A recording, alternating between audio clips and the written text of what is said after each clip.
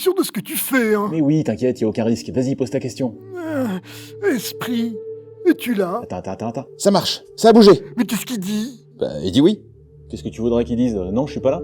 Pas faux. Esprit, qui es-tu? Attends, je sens que ça vient. S-A-T-A-N. Oh non, arrête tout de suite, on est en train d'invoquer Satan. Trop tard. Vous avez joué avec des forces qui vous dépassent.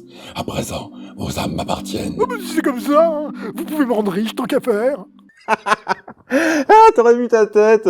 Et puis toi, tu vends ton âme comme ça, là. Mais t'as vraiment aucun scrupule, en fait. Oh, mais non, hein, je savais très bien que tu faisais semblant. Ouais, c'est ça. Mais tout de même, ces histoires de planches Ouija, c'est très étrange.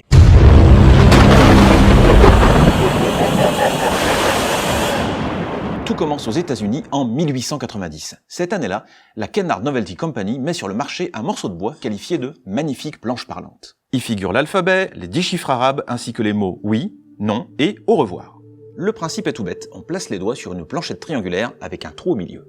Et celle-ci semble se déplacer d'elle-même pour épeler des réponses aux questions posées. Comment ça qu'il semble? Elle se déplace toute seule ou pas? Ah, attends, on va y venir. Au départ, la planche Ouija, c'est presque un jeu de société comme un autre, pour passer du temps en famille ou avec ses amis. On pose des questions de toutes sortes et on regarde ce que la planche répond. Et c'est pas pour appeler les morts. À la base, si, ça a même été inventé par une médium, Helen Peters, mais tout le monde a l'air d'y voir un jeu innocent. Il faut dire que le spiritisme, l'art de papoter avec les esprits, est devenu très à la mode aux États-Unis après la guerre de sécession, dans laquelle beaucoup de gens ont perdu des proches. Et le phénomène va se renforcer pour les mêmes raisons après la Première Guerre mondiale. Bref, la planche Ouija arrive au bon moment pour mettre en communication avec l'au-delà un tas de familles endeuillées, tout en leur fournissant une distraction de salon pour un prix modique. Mais à quoi ça sert de parler aux esprits, au fait? Bah, à apaiser le deuil déjà, et puis aussi à prendre de leurs nouvelles, un peu comme quand t'appelles mamie une fois tous les 6 mois. Et peut-être leur poser des questions utiles, comme hey papy, où c'est que t'as caché tes économies avant de mourir? Et les gens y croyaient vraiment? Oui, et il y a encore beaucoup de gens qui y croient aujourd'hui. Mais si les médiums font toujours recette, la planche Ouija, elle, a acquis une fâcheuse réputation. Depuis une cinquantaine d'années, ce qui n'était qu'un passe-temps rigolo, s'est mué en symbole du surnaturel dans ce qu'il a de plus terrifiant.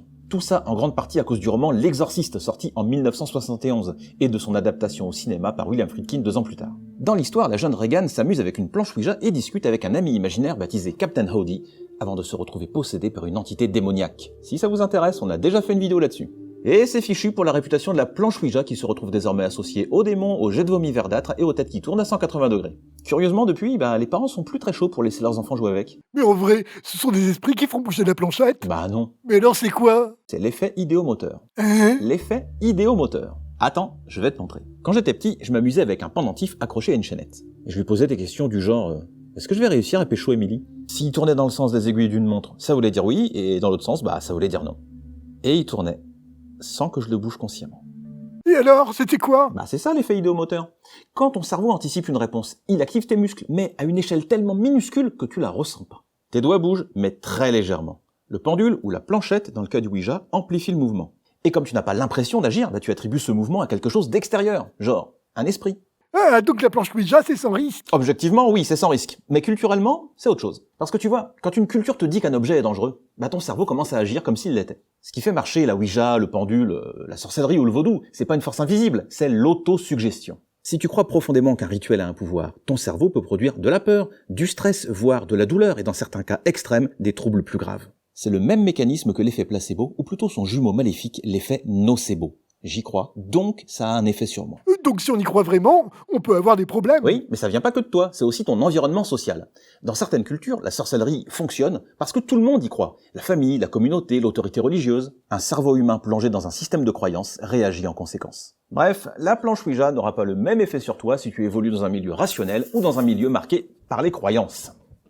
Donc en fait, le truc le plus puissant dans tout ça... C'est bien un esprit, mais le tien, influencé par ceux des gens qui t'entourent. Comprendre ces mécanismes, ce n'est pas retirer du sens au monde, c'est reprendre un peu de pouvoir sur ce qu'on ressent.